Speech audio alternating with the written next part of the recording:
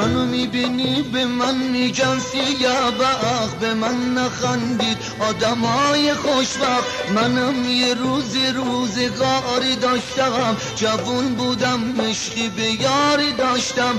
این زمونه پیرم کرد ز جون خود سیرم کرد، نساخ یه روزی با من بسته به زنجیرم کرد.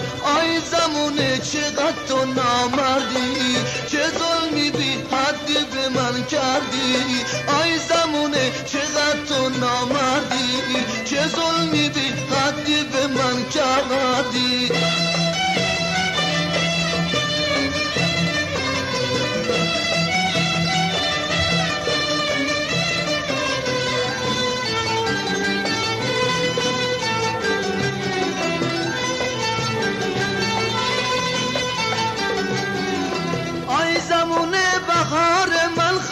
شد بلبل باغ من چه بی زبون شد، شکوه دارم ز دست تو فرابون، سرگردونم توی کوه و بیابون.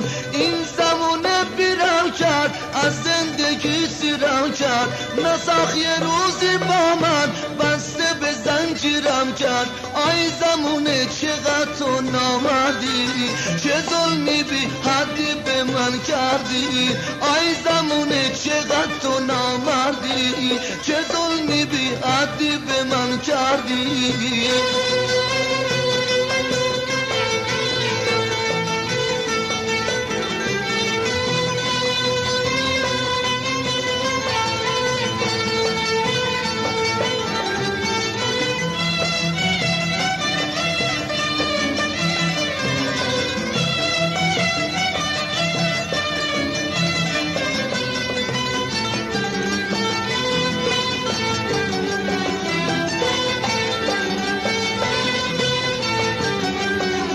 منو میبینی به من میگن سیاه بخت، به من نخندید آدمای خوشبخت. من یه روزگاری داشتم، جوون بودم عشقی به یاری داشتم.